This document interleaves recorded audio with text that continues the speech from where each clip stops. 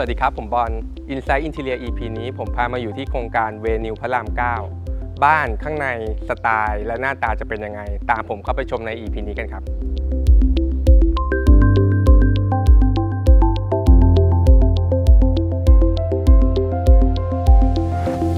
บ้านหลังนี้นะครับเป็นบ้าน2ชั้นนะครับพื้นที่ใช้สอยประมาณ234ตารางเมตรทั้งหมดจะแบ่งเป็น4ห้องนอน3ห้องน้ำนะครับลูกค้าให้ผมทำทั้งหลังเลยนะครับยกเว้นห้องน้ำ3ห้องที่ไม่ได้ทำนะครับคุยกับลูกค้าว่าคอนเซปต์ของบ้านนี้จะเป็นออกโมเดิร์นมินิมอลแต่ว่ามีฟังก์ชันการใช้งานใช้สอยที่ครบครันนะครับตรงนี้นะครับลูกค้าเลือกเฟอร์นิเจอร์ที่เป็นแนวสแกนดิเนเวียนเป็นนอร์ดิกทั้งหมดเลยนะครับชั้นล่างเนี่ยจะเป็นโทนขาวประมาณ 80% เลยนะครับแล้วอีก 20% เนี่ยจะเป็นสีเทากับสีดำนะครับสีเทาก็มาจากพื้นแล้วก็ผ้าม่านนะครับสีดำก็จะมีจากเฟอร์นิเจอร์บางจุดอันดับแรกที่ผมทำนะครับก็คือพื้นนะครับพื้นตัวนี้เนี่ยของเดิมนะครับก็จะเป็นพื้นกระเบื้องไซส์60-60ประมาณนี้แหละครับแต่ว่ามันจะเป็นสีออกเบจหน่อยแล้วก็จะเป็นพื้นเงานะครับซึ่งลูกค้าบอกว่ามันไม่ค่อยเข้าแล้วก็ไม่ชอบพื้นผิวเงาเพราะฉะนั้นเนี่ยก็เลยคุยกับลูกค้าแล้วก็พาลูกค้าไปเลือกนะครับที่บุญถาวรตัวนี้ชื่อว่า Horizon Grey นะครับก็จะเป็นพื้นไซส์60-60เหมือนกันนะครับแล้วก็ตัวนี้เนี่ยมันจะเป็นพื้นสีเทาๆแต่ว่ามันจะเป็นผิวด้านเวลาเดินเนี่ยมันก็ได้ texture ที่นุ่มนวลนะครับมาตรงจุดต่อไปนะครับก็จะเป็นในจุดของตัวนี้นะครับตัวนี้จะเป็นตู้เก็บของนะครับของโครงการของเดิมเนี่ยจะเป็นช่องที่เว้าเข้าไปเห็นทั้งบ้านมันเป็นสีขาวแล้วเลยอยากเบรกตรงนี้ให้เป็นสีดำนะครับโดยที่จะเน้นข้างล่างนะครับเป็นบานสามารถเก็บของได้นะครับแล้วก็ตรงกลางด้านบนก็เก็บของได้จะเห็นได้ว่างานนี้นะครับทั้งชั้นเนี่ยแทบไม่มีมือจับเลยนะครับเพราะว่าอยากให้มันแบบดูมินิมอลนะครับแล้วก็โมเดิร์นนะครับแล้วก็ด้านในตรงนี้สามารถวางของผมทำปลั๊กไว้ให้เผื่อไว้ชาร์จของต่างๆได้นะครับภาพรวมก็จะเป็นห้องรับแขกนะครับที่เชื่อมต่อไปยังห้องกินข้าวห้องรับแขกโซนนี้ผมก็ดีไซน์ตรงนี้ใหม่นะครับตรงนี้เป็นส่วนของวางทีวีก็ผมดีไซน์เนี่ยเป็นสีขาวนะครับที่เป็นสีพ่นด้านเนี่ยเป็น911แล้วก็สีผนังที่ทานะครับเป็น A7000 ก็จะได้สีขาวประมาณนี้นะครับด้านบนผมก็ทำเป็นบานกดกระเด้งนะครับไว้เก็บของนะครับแล้วก็ตรงกลางเนี่ยคุยกับลูกค้าแล้วว่าลูกค้าต้องการทีวีไซส์นี้นะครับตรงนี้เป็นของ Sony OLED 65 นิ้วนะครับจะเห็นได้ว่าตรงนี้ผมก็เลือกใช้ในหลายงานแล้วอันนี้ก็เป็นสิ่งที่ลูกค้ารีเควสนะครับก็คือเป็นเตาผิงไฟฟ้านะครับข้างในเนี่ยจะเป็นไม้เหมือนเผาไฟนะครับตรงนี้สามารถควบคุมด้วยสวิตช์ตรงนี้นะครับหรือว่าควบคุมด้วยรีโมทตัวนี้ได้นะครับอันนี้ปิดอยู่นะครับผมลองเปิดให้ดูก็จะเห็นว่ามันมีทั้งไฟแล้วก็จะมีทั้งแสงข้างหลังนะครับเป็นเปลวไฟก็คือให้ฟีลลิ่งเหมือนเราอยู่ในแบบบ้านแถวนอร์ดิกสต็อกโฮล์มเดนมาร์กประมาณนี้นะครับมาในส่วนของโซฟานะครับลูกค้าได้เลือกของ Hey นะครับตัวนี้เนี่ยชื่อรุ่นว่า Max Modular นะครับก็นำเข้าโดย North Republic นะครับเห็นได้ว่าลูกค้าเลือกเป็นโทนสีเทานะครับก็ให้มันแบบเด่นขึ้นมาจากพื้นนิดนึงแล้วก็ให้มันตัดกับบ้านเราที่เป็นสีขาวนะครับดีเทลของตัวนี้นะครับก็จะเป็นตามชื่อเลยครับเป็นโมดูล่าเราสามารถเลือกชิ้นมาวางต่อกันได้ตรงนี้เราสามารถขยับที่วางเท้าตรงนี้มาไว้ตรงกลางหรือไว้ริมแบบนี้ก็ได้นะครับก็ตรงนี้เนี่ยจะเห็นว่าดีเทลของเขานะครับเขาแทบจะใช้ผ้าชิ้นเดียวในการทำเลยนะครับก็ตรงนี้นะครับเวลานั่งเนี่ยก็สบายดีนะครับแบบนี้หรือว่าจะมีหมอนสักใบนะครับมาลองที่หลังก็โอเคนะครับมาในส่วนของโต๊ะกลางตรงนี้นะครับโต๊ะกลางตัวนี้ก็เป็นของ Hey เหมือนกันนะครับก็นำเข้าจาก North Republic เช่นเดียวกันจะชื่อรุ่นว่า Slit Table นะครับรูปทรงเลขาคณิตนะครับจะเห็นว่าด้านบนเป็นกลมแล้วก็ขาจะเป็นริมเหลี่ยมนะครับเขาบอกว่าได้รับแรงบันดาลใจนะครับมาจากการพับกระดาษโอริกามินะครับตรงนี้วัสดุจะเป็นเหล็กนะครับแล้วก็พ่นด้วยสีดำนะครับผมว่ามันค่อนข้างแบบมินิมอลแล้วก็สวยดีเข้ากับโซฟาชุดนี้นะครับต่อมาก็จะเป็นในส่วนของโต๊ะข้างโซฟานะครับโต๊ะข้างโซฟาลูกค้าก็เลือกใช้ของ Hey เหมือนกันนะครับตรงนี้ก็เป็นชื่อ Slit Table เหมือนกันแต่ว่า texture จะเปลี่ยนไปนะครับตรงนี้จะเป็นออกแนวมิลเลอร์นะครับเป็นสีโครมขัดเงานะครับโดยที่โคมไฟตรงนี้ก็เป็นของ Artemide นะครับตรงนี้ชื่อรุ่นว่า TCO นะครับนำเข้าจาก Lamitude นะครับปรับระดับได้ด้วยนะครับมันเป็นไฟ LED นะครับก็สามารถวางข้างๆโซฟาไว้อ่านหนังสือแบบนี้ได้หรือจะเอาไว้ตกแต่งปรับประมาณนี้ก็ได้นะครับมาในส่วนของแอร์ของชั้นนี้นะครับชั้นนี้เนี่ยผมเลือกใช้เป็นแอร์คัสเซ็ตท้าย4ทิศทางนะครับข้อดีของมันก็คือมันเย็นเร็วนะครับแต่ว่าเราก็ต้องดูด้วยว่าใต้ฝ้าเราเนี่ยมันมีพื้นที่พอหรือเปล่าคัสเซ็ตท้าย4ทิศทางเนี่ยมันใช้พื้นที่ประมาณสัก30เซนนะครับผมให้ช่างเปิดฝ้าดูละพื้นที่เราค่อนข้างเยอะเลยชั้นนี้ก็เลยใช้เป็นแอร์4ทิศทางนะครับก็เดี๋ยวผมจะพาไปดูส่วนของแผนที่ต่อนะครับ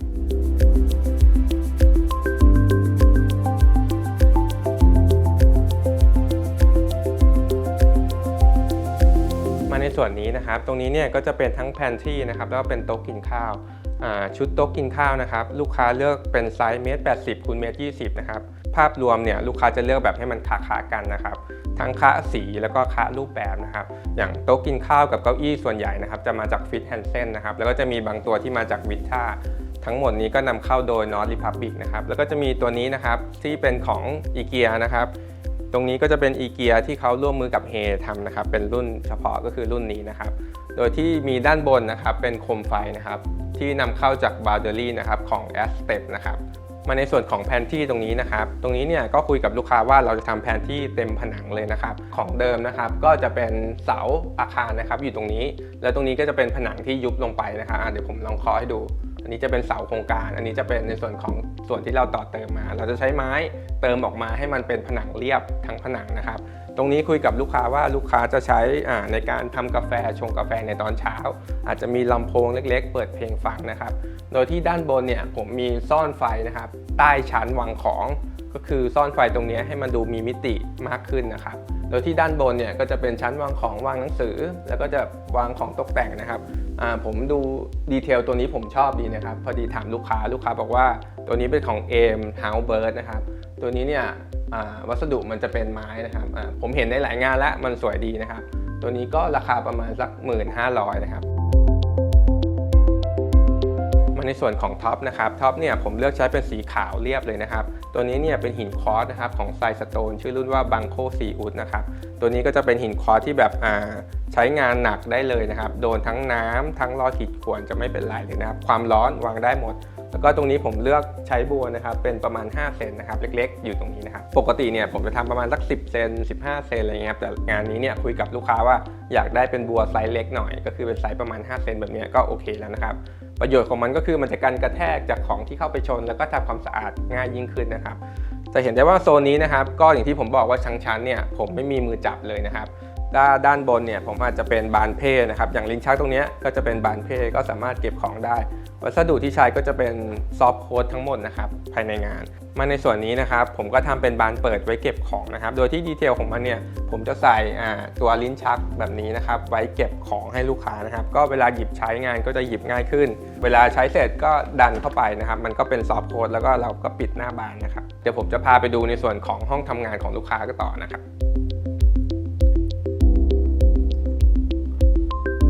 ครับห้องนี้นะครับก็ของเดิมโครงการที่ให้มาเนี่ยก็อาจจะทำเป็นห้องนอน4นะครับหรือเป็นห้องพักผ่อนแต่ว่าลูกค้าเนี่ยอยู่แค่2 คนนะครับห้องนอนข้างบนก็เพียงพอละเพราะฉะนั้นตรงนี้นะครับลูกค้าเลยเลือกเป็นห้องทำงานนะครับห้องทำงานตรงนี้เนี่ยภาพรวมก็คุมโทนเป็นสีขาวนะครับเหมือนด้านนอกโดยที่พื้นนะครับก็ใช้ตัวเดียวกันกับด้านนอกไซส์60/60นะครับมาถึงโต๊ะทำงานฝั่งนี้นะครับโต๊ะทำงานเนี่ยผมก็จะทำยาวตั้งแต่ผนังฝั่งนี้มาจนถึงผนังฝั่งนี้เลยนะครับโดยที่ถ้าเรามองภาพรวมนะครับจะเห็นเหมือนว่ามันเป็นไม้ชิ้นเดียวที่วางเรียบๆเลยนะครับแต่จริงๆเนี่ยมันมีความแข็งแรงมากเลยนะครับเพราะว่าก่อนที่ผมจะทำเนื้อไม้เนี่ยผมจะใส่เพจเหล็กนะครับเสริมอยู่ในโครงไม้อีกทีนะครับแล้วก็ด้านล่างนะครับผมยังมีใส่ขาเหล็กนะครับไว้รับน้ำหนักด้วยโดยที่ผมทำเป็นสีขาว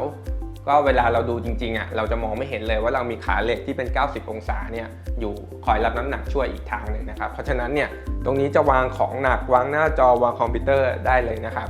ด้านบนก็ผมจะทำเป็นที่เก็บของนะครับแล้วก็จะมีชั้นวางของด้วยมาในส่วนปลั๊กสวิตช์ของบ้านหลังนี้นะครับผมเลือกใช้ของ Schneider นะครับชื่อรุ่นว่า Avatar On A นะครับตรงนี้เนี่ยมันจะเป็นรุ่นที่แบบแฟลตเรียบนะครับแล้วก็เขาบอกว่าได้รับแรงบันดาลใจมาจากเปียโนนะครับก็คือมันจะไม่มีกรอบเลยแล้วก็จะเป็นผิวเรียบๆนะครับผมว่ามันเข้ากับสไตล์ของเรานะครับทั้งโมเดิร์นมินิมอลผมมาใช้ได้นะครับหลังจากปลั๊กไฟแล้วเนี่ยเรามาดูในส่วนของเก้าอี้นะครับเก้าอี้ตัวนี้เป็นเก้าอี้ทำงานนะครับของ Herman Miller นะครับชื่อรุ่น Velas นะครับตัวนี้เนี่ยนำเข้าจากชนินนะครับผมว่า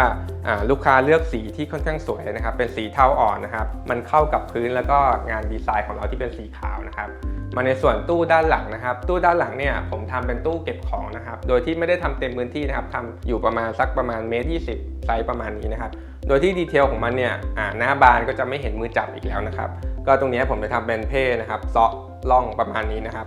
ก็ดีไซน์ก็ประมาณนี้ส่วนด้านในเนี่ยผมก็ได้ทำเป็นเพิ่มปลั๊กให้ลูกค้านะครับไว้เก็บของตัวนี้เนี่ยก็ลูกค้าเอาไว้ชาร์จเครื่องดูดฝุ่นนะครับเดี๋ยวผมพาไปดูในส่วนของห้องครัวกันต่อนะครับ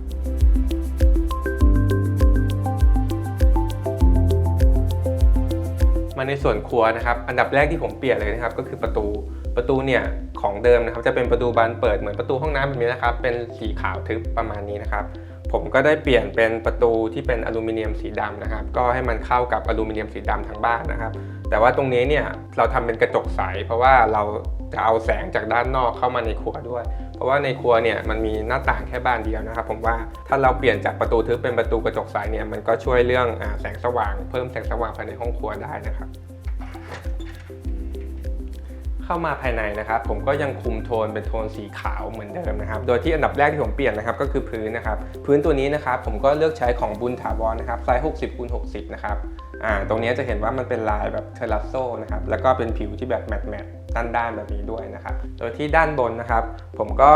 จะเลือกใช้นะครับตรงนี้เนี่ยไม่ได้เป็นงานพ่นขาวละตรงนี้ผมเลือกใช้เป็นงานลามิเนตนะครับก็คือสีขาวตรงนี้เนี่ยจะเป็นลามิเนตของ Formica นะครับชื่อรุ่นว่า 3200 NM นะครับส่วนด้านในเนี่ยก็จะเป็นผิวอีกแบบหนึ่งนะครับก็คือเป็นผิวส้มผมจะใช้เป็นรหัส UN นะครับก็คือ 3200 UN นะครับข้างในจะเป็นผิวส้มด้านนอกจะเป็นผิวเรียบนะครับเหตุผลที่ผมเลือกใช้เป็นลามิเนตเนี่ยเพราะว่าห้องครัวจะเป็นห้องที่ใช้งานหนักถ้าเราไปใช้งานพ่นด้านอย่างเงี้ยครับบางทีมันอาจจะเลอะง่ายหน่อยเพราะมันเป็นสีขาวแต่ว่าถ้าเป็นงานลามิเนตเราอาจจะเช็ดถูแล้วก็พวกทำความสะอาดได้ดีกว่านะครับตรงนี้นะครับก็จะเห็นว่าทั้งตู้ลอยแล้วก็ตู้ล่างนะครับก็จะไม่เห็นมือจับเลยนะครับผมจะใช้เป็นบานกดกระเด้งนะครับตรงนี้ก็เป็นลิ้นชักนะครับกดกระเด้งมีเก็บช้อนเก็บอะไรต่างๆนะครับในส่วนของซิงค์นะครับซิงค์ก็ลูกค้าเลือกเป็นซิงค์หลุมเดียวนะครับแต่ว่าเลือกใช้ที่มันมีพื้นที่ค่อนข้างเยอะนะครับแล้วก็ตรงนี้เนี่ยก็จะเป็นตะแกรงครบชุดนะครับชุดนี้ก็จะเป็นชุดของ Havellet นะครับโดยที่ด้านข้างนะครับก็ลูกค้าจะใส่เป็นเครื่องกรองน้ำด้วยนะครับผมเปิดให้ดูอันนี้เนี่ยต้องคุยกับลูกค้านะครับว่าลูกค้าจะเอาเครื่องกรองน้ำหรือเปล่าเพราะว่าปกติเนี่ยทางโครงการเขาจะไม่ได้ให้ปลั๊กไฟเพิ่มเข้ามานะครับเวลาจะใช้เครื่องกรองน้ำเนี่ยต้องมีปลั๊กไฟด้วยเพราะฉะนั้นเนี่ยเมื่อคุยกับลูกค้าจะใช้ผมก็เลยเพิ่มปลั๊กไฟให้กับลูกค้าอยู่ข้างใต้นะครับมาในส่วนของด้านบนนะครับตู้ลอยเนี่ยผมก็ได้ออกแบบเป็นดีไซน์เรียบนะครับไว้เก็บของแต่ว่าดีเทลของมันนะครับก็จะเป็นตัวนี้นะครับก็จะเป็นไฟ LED นะครับนอกจากซ่อนเพื่อความสวยให้มันมีมิติแล้วมันยังได้แบบใช้งานเป็นฟังก์ชันเวลาเราทำของทำอะไรด้านบนนะครับก็จะเห็นชัดขึ้นมาในส่วนของท็อปนะครับท็อปเนี่ยผมก็ใช้ตัวเดียวกันกับแพนที่นะครับก็เป็นตัวหินควอตซ์นะครับไซสโตนนะครับชื่อรุ่นว่าบังโคซีอุสนะครับตัวเดียวกันส่วนของด้านหลังนะครับตรงนี้เนี่ยก็จะเป็นกระเบื้องนะครับไซส์ 12.5 x 25 เซนนะครับอันนี้เนี่ยผมซื้อจากแกรนด์โฮมมาร์ทนะครับเราปูเป็น1:2ปูแบบเป็นลายอิฐนะครับแต่ว่าดีเทลของมันจริงๆนะครับจะเห็นว่าด้านในแต่ละแผ่นเนี่ยมันเป็นเหมือนเป็นลายคลื่นลายน้ำอยู่ข้างในนะครับมันจะไม่ได้เป็นขาวเรียบนะครับฝั่งนี้นะครับก็จะเป็นในส่วนของเตาบ้างเพราะว่าฝั่งนู้นเนี่ยจะเป็นซิงค์ละน้ำกับเตาแยกกันนะครับตรงนี้เนี่ยจะเป็นเตาแก๊สนะครับผมว่าดีไซน์ของเขาเนี่ยมันไปไกลมากแล้วกับเตาแก๊สสมัยก่อนตรงนี้ของ Electrolux นะครับจะเป็นเตาแก๊ส2หัวซึ่งผมว่าทั้งรูปร่างแล้วก็ดีไซน์เนี่ยมันแบบเข้ากับงานเราแบบทรงโมเดิร์นแล้วก็มินิมอลนะครับตรงนี้จะเห็นได้ว่ามันเป็นเรียบแล้วก็สีดำนะครับฐานจะเป็นดำเงาตรงนี้จะเป็นดำด้านแล้วก็จะมีตัดด้วยขอบสีทองแล้วก็ด้านบนก็จะเป็นฮูดของเมกนะครับก็เป็นทรงเรียบๆเลยครับก็ตรงนี้จะเป็นไซส์90 เซนนะครับมาในส่วนของด้านล่างนะครับก็อย่างที่ผมทำในหลายๆงานมันเป็นเตาแก๊สแล้วนะครับตรงนี้เนี่ยผมก็ได้ทำเป็นลิ้นชักนะครับไว้ใส่เตาแก๊สก็คือมันสามารถเลื่อนออกมาได้นะครับอันนี้ก็ลูกค้าใช้ประมาณสัก7 กิโลแล้วก็วางตรงนี้แล้วก็เชื่อมไปยังเตาแก๊สได้เลยนะครับแล้วก็มาในส่วนของนี้นะครับลูกค้าก็ไว้เก็บเครื่องปรุงนะครับก็เป็นดีเทลนะครับเป็นเหมือนลิ้นชักเก็บของโดยเฉพาะเลยอันนี้ก็จาก Havellet นะครับสามารถดึงและผลักเข้าไปได้นะครับก็จะเป็นงานซอฟต์โค้ดทั้งหมดนะครับมาในส่วนโซนโล่งๆตรงนี้นะครับก็เหมือนโซนคุกกิ้งนะครับเอาไว้ทำอาหารเตรียมอาหารตรงนี้ได้นะครับผมก็จะมีไฟ LED วิ่งนะครับล้อไปกับฝั่งนู้นนะครับก็เพิ่มแสงสว่างให้โซนนี้ได้ด้วยนะครับตรงนี้เนี่ยก็ลูกค้าเขารีเควสต้องการตั้งแต่ทีแรกนะครับว่าต้องการเป็นเตาอบนะครับอยู่ด้านล่างนะครับแล้วก็ตรงนี้จะเป็นไมโครเวฟบิวอินนะครับก็ผมจะวางไว้คู่กันแบบนี้นะครับโดยที่ตู้เย็นตรงนี้เนี่ยลูกค้าก็เลือกใช้เป็นของ Hitachi นะครับตัวนี้เนี่ยผมว่ามันสวยดีนะครับมันไซส์ 19.8 คิวนะครับจะเห็นได้ว่าเวลาผมเข้าไปใกล้ๆเนี่ยไฟ LED ตรงนี้จะติดนะครับแล้วเวลาผมกดผมก็แค่กดตรงไฟ LED มันก็จะเด้งออกมาเองเลยนะครับผมว่ามันใช้งานง่ายนะครับแล้วมันก็ตอบโจทย์ในการทำครัวมากๆเลยนะครับจบจากห้องครัวเดี๋ยวผมจะพาไปชมชั้นบนกันต่อนะครับ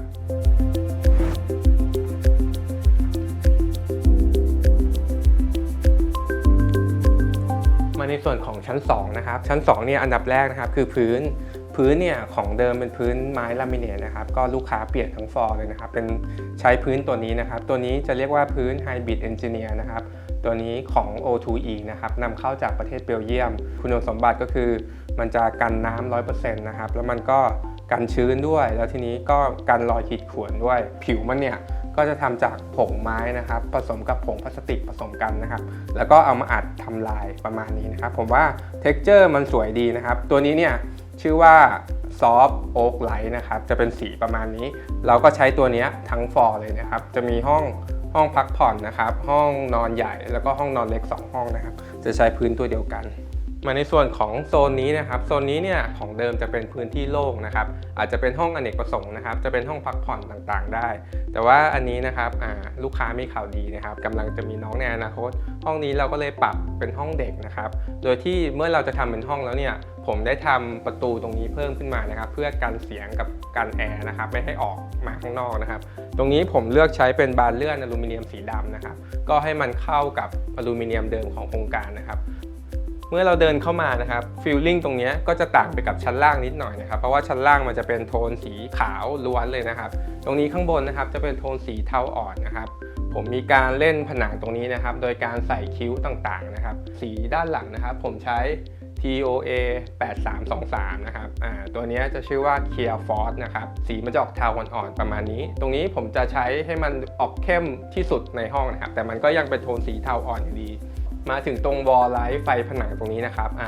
ลูกค้าเลือกเป็นของกูบินะครับตัวนี้ชื่อว่า BL7 นะครับก็นำเข้าจาก North Republic เช่นเดียวกันนะครับจะเป็นไฟส่องเฉพาะจุดนะครับจะส่องในอนาคตจะเอาลูกมาติดตรงนี้ก็ได้นะครับโดยที่สีรอบห้องนะครับผมก็จะเลือกใช้เป็นสีเทาอ่อนที่อ่อนกว่าผนังด้านนี้นะครับตรงนี้ก็จะเป็นสี TOA นะครับ8324 River Stream นะครับตรงนี้ก็จะครอบคลุมทั้งห้องเลยนะครับโดยที่ตรงนี้นะครับก็จะมีชุดนั่งเล่นเก้าอี้โยกนะครับแบบเลี้ยงลูกแล้วก็นั่งเล่นในอนาคตผมลองนั่งให้ดูนะครับนั่งเล่นแบบเก้าอี้โยกกล่อมลูกอะไรเงี้ยครับแล้วก็จะมีชุดของเปเด็กตรงนี้นะครับตรงนี้เนี่ยจะเป็นของชุดติแบมบินี่นะครับก็ทั้งคู่เลยตรงนี้เก้าอี้โยกก็จะมาพร้อมพรมแล้วก็จะมีทั้งที่ตัวรองขาตรงนี้ด้วยนะครับแล้วก็ฝ้าอีกจุดหนึ่งนะครับผมได้มีการเล่นคิ้วด้วยนะครับก็คือคิ้ววิ่งรอบเพื่อให้มันรับกับผนังที่เป็นคิ้วตัวนี้นะครับเดี๋ยวผมจะพาไปดูห้องนอนมาสเตอร์กันต่อนะครับ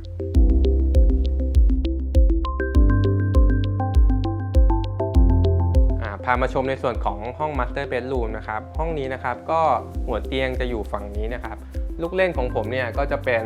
การซอสล่อง V นะครับโดยที่ใช้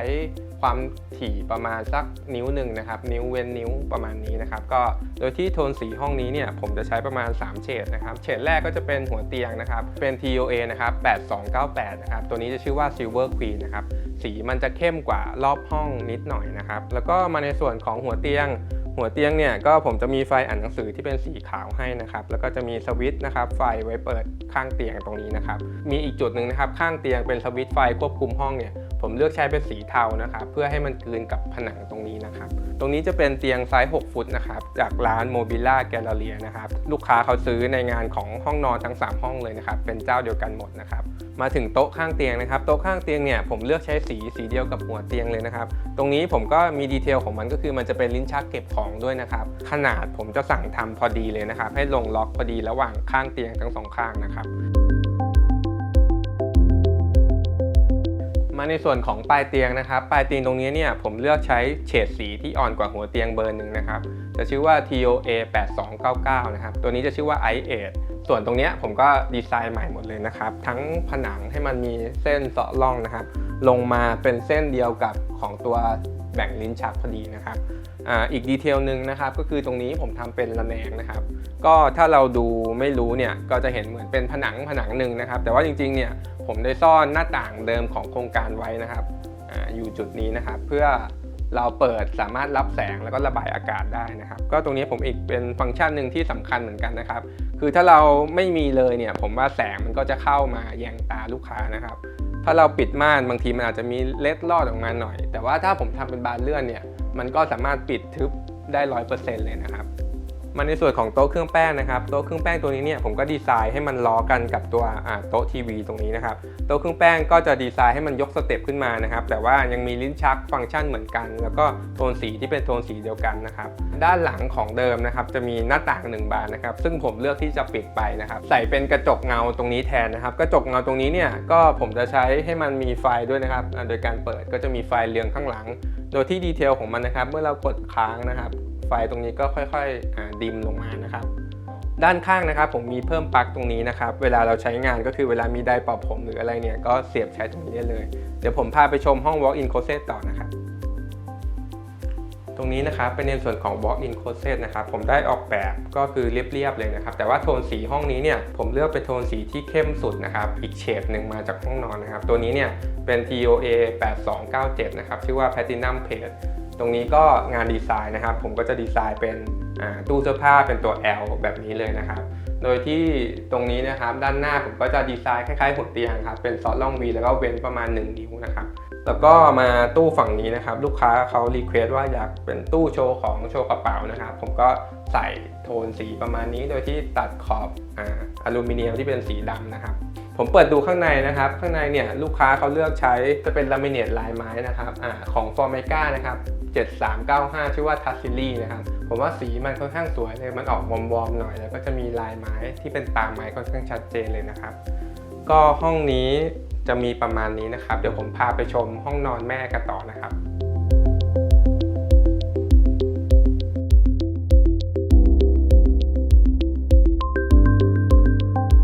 ห้องนี้นะครับจะเป็นห้องนอนแม่นะครับก็ผมได้ดีไซน์เรียบๆเลยนะครับโดยที่หัวเตียงนะครับของเดิมโครงการเนี่ยจะมีหน้าต่างซ้ายกับขวาไว้ผมดูแล้วมันไม่ได้ใช้นะครับแล้วก็แสงมันจะเข้าทางหัวเตียงด้วยผมก็เลยปิดไปเลยนะครับโดยที่ตรงนี้หัวเตียงนะครับผมได้ทำโทนสีให้มันเป็นสีเทาเข้มนะครับชื่อว่า TOA นะครับ8297นะครับชื่อว่า Platinum Page ตรงนี้ก็ผมจะใช้ในงานหัวเตียงนะครับแล้วก็ปลายเตียงที่เป็นตู้เสื้อผ้าตรงนี้ด้วยนะครับเตียงผมใช้เตียงไซส์6 ฟุตนะครับแล้วก็มีไฟให้ซ้ายขวานะครับตรงนี้จะเป็นเหมือนโต๊ะเครื่องแป้งนะครับแล้วก็มีกระจกเงามีคิ้วนะครับวิ่งรอบนะครับตู้เสื้อผ้าก็ผมได้ดีไซน์นะครับเป็นคิ้วประมาณนี้นะครับประมาณ2 นิ้วนะครับวิ่งรอบดีไซน์ประมาณนี้เลยแล้วก็มือจับผมเลือกใช้เป็นสีดำนะครับตรงนี้จากร้านแพนยูเนียนนะครับร้านจะอยู่ตรงบางโพนะครับเดี๋ยวผมพาไปชมห้องนอนห้องสุดท้ายนะครับเป็นห้องนอนเล็กนะครับตามไปดูนี้นะครับจะเป็นห้องนอนเล็กนะครับจะเห็นได้ว่าพื้นที่นะครับก็ไม่ได้กว้างมากตรงนี้ใส่เตียงไซส์3 ฟุตครึ่งไว้นะครับโดยที่โทนสีเนี่ยก็จะเลือกเป็นสีเทาที่เป็นเฉดเข้มขึ้นมาหน่อยนะครับหัวเตียงนะครับผมมีการเล่นระแนงไม้นะครับเป็นประมาณ2 นิ้วเว้น2 นิ้วนะครับประมาณนี้ตรงนี้ผมใช้ของ Laminate Formica นะครับ5523นะครับตัวนี้จะเป็นโทนสีไม้ที่ค่อนข้างสีเข้มขึ้นมาหน่อยนะครับโดยที่ห้องนี้นะครับเป็นห้องน้องชายนะครับก็จะเป็นโทนผู้ชายหน่อยนะครับข้างๆนะครับก็จะเป็นในส่วนของตู้เสื้อผ้าที่ทำเป็นบานเลื่อนนะครับผมใช้สี TOA นะครับ8294นะครับตรงนี้จะชื่อว่า Dark Shadow นะครับจะเป็นสีเทาที่เข้มที่สุดในห้องนี้นะครับแล้วก็ข้างในนะครับก็จะเป็นบานเลื่อนนะครับก็จะมีทั้งไว้แขวนเสื้อผ้านะครับแล้วก็จะมีพวกลิ้นชักเก็บกางเกงนะครับอยู่ตรงนี้นะครับแล้วก็สีรอบห้องนะครับผมก็จะทำสีที่เป็นเทาเข้มเหมือนกันแต่ก็จะอ่อนลงจากตู้เสื้อผ้านะครับตรงนี้ผมจะใช้ TOA 8295นะครับชื่อว่า Cash in Stone นะครับส่วนของแอร์นะครับจะเห็นได้ว่าแอร์เนี่ยผมก็เมื่อห้องเป็นสีเข้มแล้วผมจะเลือกแอร์เป็นสีดำเลยนะครับก็ผมว่ามันจะเข้าแล้วมันจะดูไม่โดดจากงานของเรานะครับแล้วก็อีกนิดนึงนะครับเป็นทริคเล็กๆผมเห็นป้ายพวกประหยัดไฟเบอร์5นะครับหลังๆก็จะแนะนำให้ลูกค้าแกะออกมานะครับเพราะว่ามันเดี๋ยวนี้ทุกตัวมันเบอร์5หมดแล้วก็ไม่จำเป็นต้องติดแล้วนะครับผมว่าถ้าติดไปเนี่ยมันจะดูไม่สวยนะครับมันจะแบบเด้งขึ้นมาแค่จุดเดียวนะครับ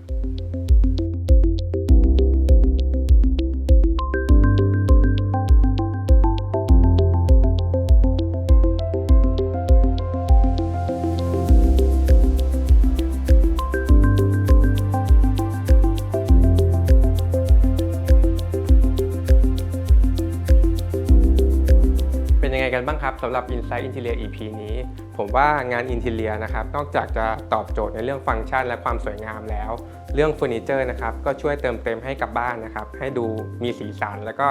ให้บ้านน่าอยู่มากยิ่งขึ้นนะครับใครชอบคลิปแนวนี้นะครับผมฝากกดไลค์กด Subscribe ที่ช่อง Boss Silver Interior and Design นะครับ แล้ว EP หน้าผมจะพาไปชมงานบ้านคอนโดหรืองานรีโนเวทที่ไหน